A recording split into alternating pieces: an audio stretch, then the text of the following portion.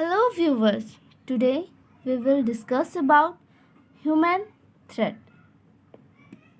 But इसे देखने से पहले जो भी मेरे चैनल पे न्यू है वो मेरे चैनल को सब्सक्राइब कर दीजिए सो दैट कंप्यूटर से रिलेटेड सारे अपडेट्स आपको मिलते रहें। तो हम स्टार्ट करते हैं ह्यूमन थ्रेट्स। जैसे कि हमने प्रीवियस क्लास में देखा था नेचुरल थ्रेट्स क्या हो सकता है, आज हम लोग देखेंगे ह्यूमन थ्रेट्स क्या होता है।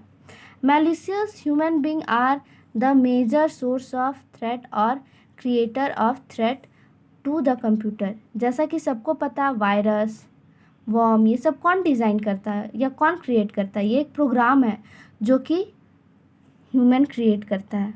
ठीक है, जो कंपनी एंटीवायरस बनाती है वो वायरस भी बनाती है ताकि उसका प्रोडक्ट का सेलिंग हो। ओके, तो ह्यूमन एक मैलिशियस सॉफ्टवेयर बनाता है जिसके वजह से ही हमारा कंप्यूटर में जो भी प्रोग्राम्स रहता है वो ख़राब होते हैं। ओके, तो हम लोग सबसे फर्स्ट देखते हैं virus. A computer virus is a type of unwanted and harmful computer program which developed by human being to infect the file और करप्ट आवर डिवाइस। तो वायरस क्या है सबको पता है, कंप्यूटर का एक प्रोग्राम है जिससे कि डिज़ाइन किया जाता है हमारे फ़ोन के प्रोग्राम को ख़राब करने के लिए। फ़ोन भी क्या है, एक तरह से प्रोग्राम ही है, तो वायरस भी एक तरह से प्रोग्राम है, पर यह हमारे प्रोग्राम को ख़राब किया जाता है, करने के लिए बनाया जाता है। जैसे कि पत्ता गोभी का एग्जांपल ले लिया जाए तो पत्ता गोभी में अगर कीड़ा पड़ता है तो वो पूरा ख़राब हो जाता है। उसी तरह हमारे सिस्टम में भी अगर वायरस आता है तो वो धीरे धीरे स्लो होने लगता है, हैंग होने लगता है और यहाँ तक ऐसा नौबत आ जाता है कि वो बंद हो जाता है, स्टार्ट ही नहीं होता। तो कुछ वायरसेस का नाम है जैसे कि कोफेस, IBRYTE। ठीक है, तो नेक्स्ट देखते हैं worm. It is a computer program which is design to slow down the functions of a computer. Once it is infected it makes multiple copies of itself and occupies a huge memory space in the storage devices। Example Linux, ठीक है, Linux, BLGN3, Morris, warm, W321, निम्डा, ठीक है, warm. ठीक है, तो ये सब क्या है, हम लोग का वॉर्म है। वॉर्म भी एक तरह का प्रोग्राम है जिसको डिज़ाइन किया गया है हमारे सिस्टम को ख़राब करने के लिए। वायरस और वॉर्म में क्या डिफरेंस है, वायरस हमारे कंप्यूटर में इंटर होता है, नॉर्मली फाइल फोल्डर को करप्ट करता है, और अगर वॉर्म आता है तो वो मल्टीपल कॉपी बनाने लगता है। मतलब मान लीजिए कि एक अगर वॉर्म हमारे सिस्टम में आया तो एक फ़ाइल W डॉट कुछ करके सेव हो गया, ठीक है, हमारे इंटरनल स्टोरेज में, और वो क्या करता है मल्टीपल कॉपीज़ बनाना शुरू कर देता है। मतलब वही फाइल 3-4 बार नज़र आएगा, अगर आप उसे डिलीट भी कीजिएगा तो वो डिलीट नहीं होता है। वही है वॉर्म, उससे बोला जा रहा है वॉर्म। अगर सिचुएशन आता है तो आप समझ जाइएगा कि ये वॉर्म अटैक है। ओके, अब नेक्स्ट है Trojan horse. Trojan are infection program which silently infect the computer program and corrupts the file of a host program computer. They don't replicate themselves. Trojan horse क्या है, एक virus बोला जाए या क्या बोला जाए, एक प्रोग्राम ही है जिसे कि डिज़ाइन किया गया है। इसमें क्या होता है कि वायरस में भी ऐसे खास पता नहीं चलता, पर वॉर्म में पता चलता है, पर ट्रोजन हॉर्स में एकदम ही नहीं पता चलता है। वो फाइल डाउनलोड हो जाएगा और धीरे धीरे सारा सिस्टम को ख़राब करेगा।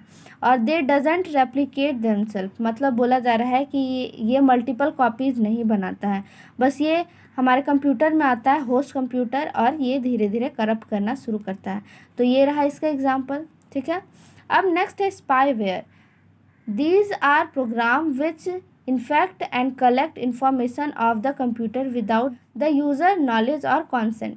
बोला जा रहा है स्पाईवेयर क्या है कि हम लोग जब भी इंटरनेट यूज़ करते हैं ये धीरे धीरे क्या करता है, हम लोग का इन्फॉर्मेशन इकट्ठा करते जाता है। हम लोग को तो नहीं पता चलता, हम लोग कोई भी वेबसाइट में विजिट कर जाते हैं, पर बहुत सारा क्या होता है वेबसाइट वायरसेस से अटैच रहता है। हम लोग कुछ डाउनलोड करते हैं तो वो उसमें वायरस भी अटैच रहता है जिसके वजह से हमारे सिस्टम में वायरस आता है।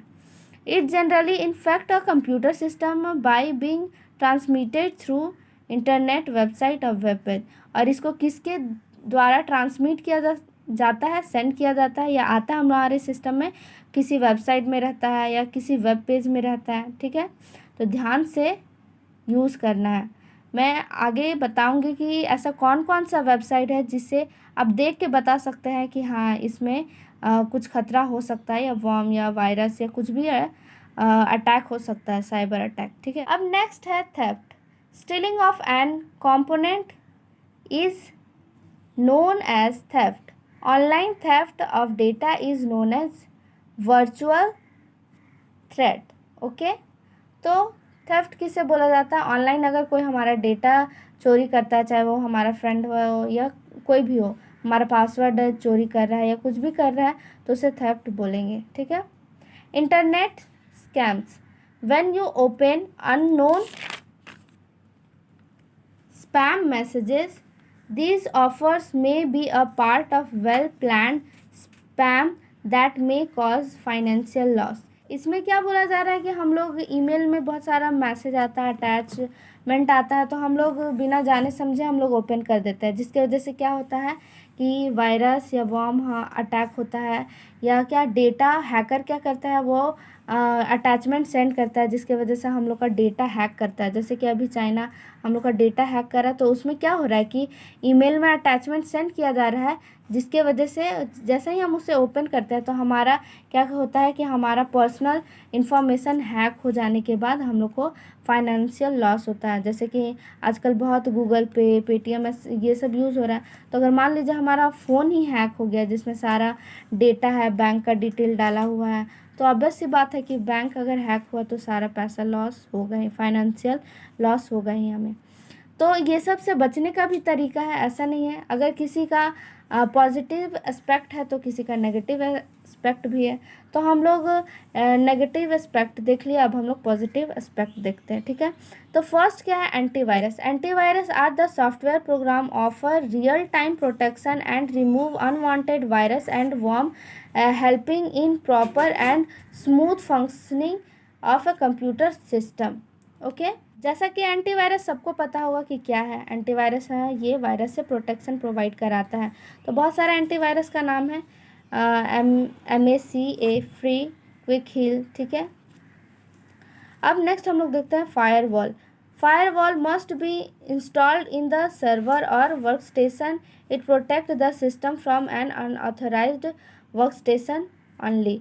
तो फायरवॉल जैसे ही हम इंस्टॉल करते हैं तो ये अनऑथराइज्ड, जैसे कि हम लोग कोई भी वेब पेज में विजिट करेंगे और मान लीजिए कि वो सिक्योर नहीं है, तो ये हमें मैसेजेस देता है। ओके, अब नेक्स्ट है क्या? Encryption of data. Encryption is the process of encoding some confidential data, including password, in such a way that only the person with the authorized key can access the information. जैसा कि हमने previous class में भी encryption पढ़ा है। तो encryption of data में क्या होता है कि हम कोई इंफॉर्मेशन को कोडिंग कर देते हैं, या बोला जाए कि कोडिंग वर्ड में हम लिखते हैं, ताकि जो जिसने क्रिएट किया है बस वही समझ पाए। मान लीजिए कि अगर आप कुछ बोल रहे हैं और वो उससे आप उड़ीसा के लैंग्वेज में लिख रहे हैं, तो क्या हिंदी जिसे आता है वो तो नहीं समझ पाएंगे। तो इसे ही बोला जा रहा है इंक्रिप्शन, किसी अलग लैंग्वेज में अपने डेटा को कन्वर्ट कर देना। जैसे कि हम एफबी का पासवर्ड भी ले सकते हैं। हम लोग एफबी का पासवर्ड किसी अलग तरीके से ही फॉर्म करते हैं, जैसे कि मान लीजिए कि ravi.@123 इस टाइप का पासवर्ड डालते हैं। तो अगर ये पासवर्ड है तो हम लोग क्या करते हैं कि ये पासवर्ड है हमारा, तो बस हम ही जानेंगे, ऑथराइज यूज़र, अनऑथराइज यूज़र तो नहीं जान पाएगा। तो इससे हमारा डेटा क्या होता है? सेव रहता है। जब कोई पासवर्ड ही नहीं जानेगा तो हम लोग का डेटा कैसे हैक होगा? इसीलिए इंक्रिप्शन ऑफ डेटा का यूज़ होता है। ठीक है, the purpose of encryption is to prevent the access of manipulation of data from the unauthorise person. जैसा कि अनऑथराइज पर्सन जिसे हम नहीं जानते हैं वो हमारा डेटा ना यूज़ कर पाए, इसलिए हम इंक्रिप्शन प्रोसेस का यूज़ करते हैं। अब नेक्स्ट क्या है? Keep computer in safe location. मतलब इसमें यही बोला जा रहा है कि कंप्यूटर को सेफ लोकेशन में आप रखिए, जैसे कि डर्ट प्लेस में मत रखिए, हाई टेम्परेचर में नहीं, लो टेम्परेचर, नॉर्मल टेम्परेचर में रखना है। ओके, अब नेक्स्ट क्या है? पासवर्ड, सबसे ज़्यादा important. Password should be a combination of alphabets, number and special characters so that it is not easy to be cracked by other. Password कहीं भी हम डेटा या रजिस्टर करते हैं, कोई भी वेबसाइट में रजिस्टर करते हैं तो हम लोग पासवर्ड नॉर्मल अपना नाम डाल देते हैं, तो जो हमारे रिलेटिव्स हैं वो तो हमारा पासवर्ड जान सकते हैं आराम से। तो यही, और कोई भी जान सकता है, अगर किसी ने पता किया आपके बारे में तो आपका नाम आराम से जान सकता है। इसीलिए कभी भी पासवर्ड बस अपना नाम नहीं डालना चाहिए, स्ट्रॉन्ग पासवर्ड डालना चाहिए। तो स्ट्रॉन्ग पासवर्ड क्या चीज़ का कॉम्बिनेशन होता है? अल्फ़ाबेट्स, नंबर्स और स्पेशल कैरेक्टर, जस्ट लाइक, ठीक है, ऐसा होना चाहिए। क्या इसमें है कि अपर केस भी है, लोअर केस भी है, स्पेशल कैरेक्टर भी यूज़ हुआ है, नंबर भी यूज़ हुआ है। तो इस टाइप का पासवर्ड क्रैक करने में हैकर को थोड़ा प्रॉब्लम होता है, ठीक है। अब क्या है next? Best practice for securing online and network based transaction. तो नेटवर्क बेस्ड ट्रांजैक्शन में क्या क्या बात को ध्यान में रख के करना चाहिए जिससे हमारा डेटा लॉस ना हो। तो देखते हैं, सबसे पहला secure socket layer, SSL। SSL protocol should be used to protect information flowing between client and e commerce website. तो ई कॉमर्स वेबसाइट क्या है? जैसे कि जो लेन देन, सेलिंग परचेजिंग का काम करता है उसे ई कॉमर्स वेबसाइट बोलते हैं। तो SSL क्या है कि ये प्रोटोकॉल है, सिक्योरिटी प्रोवाइड करता है। जैसे ही मान लीजिए कि आपने मिंत्रा में कुछ प्रोडक्ट बाय किया है तो ये प्रोटेक्शन प्रोवाइड करता है। जैसे जब ट्रांजैक्शन का टाइम होता है, मान लीजिए ऑनलाइन ट्रांजैक्शन करते हैं तो उस टाइम वो प्रोटेक्शन प्रोवाइड करता है, जिसके वजह से आप क्या हैकर आपका कोई भी बैंक अकाउंट ऐसे हैक नहीं कर सकता है। The SSL certificate is issued to the server by a certificate authority that is authorised by the government. बोला जा रहा है SSL एक ऑर्गेनाइजेशन है जो कि एक सर्टिफिकेट रिलीज़ करती है। जैसे कि ई कॉमर्स वेबसाइट रहता है, मान लीजिए कि आपने इन फ्यूचर एक वेबसाइट डिज़ाइन कर दिया जिसमें कि सेलिंग परचेजिंग कर रहे हैं, कि क्लोथ्स का सेलिंग परचेजिंग कर रहे हैं, या मान लीजिए कि कुछ भी इलेक्ट्रिक सामान का सेलिंग परचेजिंग कर रहे हैं। तो सबसे पहले क्या करना होगा, आपको SSL से सर्टिफाइड करवाना पड़ेगा, क्योंकि आपके वेबसाइट में ट्रांजैक्शन होगा, ऑनलाइन ट्रांजैक्शन होगा, तो हो सकता है कि आपके वेबसाइट से हैकिंग हो। तो क्या सर्टिफिकेशन में क्या ये अथॉरिटी प्रोवाइड करता है कि आपके वेबसाइट में क्या सिक्योरिटी प्रोवाइड करता है, जिसके वजह से कोई भी आपका वेबसाइट ऐसे हैक नहीं कर सकता है। और आपके वेबसाइट में आके कोई भी यूज़र अगर ट्रांजैक्शन कर रहे हैं तो वो सिक्योर वे में होगा। Okay, if a page is protected by SSL it URL will begin with HTTPS और कोलोन, ठीक है, rather than HTTP, और a closed padlock symbol will appear in the browser status bar। SSL क्या करता है कि हर ई कॉमर्स कंपनी को या वेबसाइट को सर्टिफिकेट प्रोवाइड करता है, जिसके वजह से क्या होता है, उसके स्टार्टिंग में HTTP सिक्योर रहता है, वहाँ से आपको कोई खतरा नहीं है, ना ही वायरस का है, ना ही डेटा हैक करने का है। तो अगर किसी वेबसाइट के आगे HTTPS अगर लगा हुआ है तो वो सिक्योर प्लेटफॉर्म है, ना ही वहाँ वायरस है, ना ही वहाँ आपका कोई भी ट्रांजैक्शन अगर कर रहे हैं तो कोई भी प्रॉब्लम नहीं होगा, डेटा भी हैक नहीं होगा। पर जो भी वेबसाइट HTTP से स्टार्ट होता है तो वो अनसिक्योर वेबसाइट है, मतलब ये SSL से सर्टिफाइड नहीं है। तो इसके वजह से क्या होता है कि यही सब वेबसाइट में वायरसेस रहते हैं, और क्या यही सब वेबसाइट में डेटा लॉस होने का चांसेस रहता है। आप अक्सर देखते होंगे कि जहां हम लोग सर्च करते हैं स्टेटस बार में, वहां ये लॉक नज़र आता है। तो जिस वेबसाइट में ऐसा लॉक नहीं नज़र आएगा, खुला हुआ नज़र आएगा, मतलब वो सिक्योर वेबसाइट नहीं है, तो वहाँ विज़िट करना अच्छी बात नहीं है, वहाँ से हम लोग के सिस्टम में वायरस आ सकता है। तो ये आगे से ध्यान रखिएगा, ठीक है, कि जिस वेबसाइट के आगे HTTPS अगर लगा हो तो वो सिक्योर है, और जिस वेबसाइट के आगे HTTP मतलब S ना लगा हो तो वो अनसिक्योर है। ओके, तो अब हम लोग नेक्स्ट देखते हैं threat model. A threat model help to access the probability of an attack, the potential harm and precautions can be taken to minimize और eradicate the threat. Threat model क्या करता है, हेल्प करता है हमें प्रिवेंट कराने में। जैसे कि मान लीजिए कि आप अनसिक्योर वेबसाइट में चल जाते हैं तो आपके फ़ोन में मैसेज आने लगता है कि हाँ you are in unsafe zone या वायरस अटैक हो रहा है। तो ये सब कौन ऐसा मैसेज पॉपअप मेन्यू आपको बताता है या देता है? तो थ्रेड मॉडल आपको देता है। अगर आप ऐसा वेबसाइट में आ जाते हैं तो आपको मैसेज आने लगता है कि हाँ ये हार्मफुल फाइल है या फोल्डर, इसे डाउनलोड मत कीजिए, ठीक है, आपके सिस्टम को हार्म हो सकता है। तो ये थ्रेड मॉडल यही सब प्रोवाइड करता है, यही सब प्रिकॉशंस और प्रोटेक्शन प्रोवाइड करता है। Auditing, organisation which does commercial transaction on internet should hire services from external auditing to check and verify the authenticity of the website and the operation of their system। तो जो इसमें क्या बोला जा रहा है ऑडिटिंग में, जो ई कॉमर्स वेबसाइट होते हैं जैसे मिंत्रा, लाइमरोड, फ्लिपकार्ट, ये सब सारे को क्या करना होता है कि ऑडिटिंग करवाना पड़ता है। मतलब वेबसाइट अगर क्रिएट हो गया तो क्या करवाना पड़ता है, ऑडिटिंग करवाना पड़ता है। उसमें क्या वेरीफाई होता है कहीं इसमें ये फाइल अनसिक्योर तो नहीं है, अगर यूज़र यूज़ करेंगे तो डेटा हैक तो नहीं होगा। जैसे कि अभी रिसेंटली क्या बोला जा रहा था, जूम गुड प्लेटफॉर्म नहीं है, इनसिक्योर प्लेटफॉर्म है। तो उसमें ऐसा ऑडिटिंग वाला फीचर्स नहीं था। उसमें क्या किया हुआ था कि वो ऑडिटिंग नहीं था, जिसके वजह से क्या नेटवर्क जो भी प्रोवाइड करते हैं वो तो उससे पता नहीं लगाया जा सकता है कि हाँ डेटा किसने चोरी किया।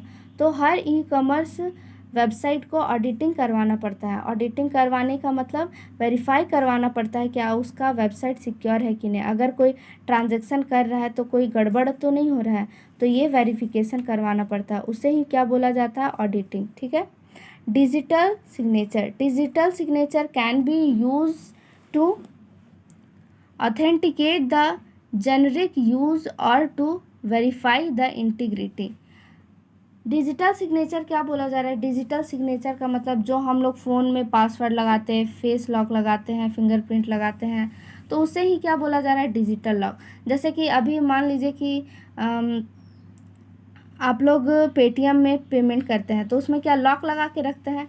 तो हम लोग क्या करते हैं, कोई फिंगरप्रिंट्स लगा के रखता है, कोई पासवर्ड। तो जैसे ही हम वो लॉक लगाते हैं तभी वो खुलता है। तो इसे ही बोला जा रहा है डिजिटल सिग्नेचर।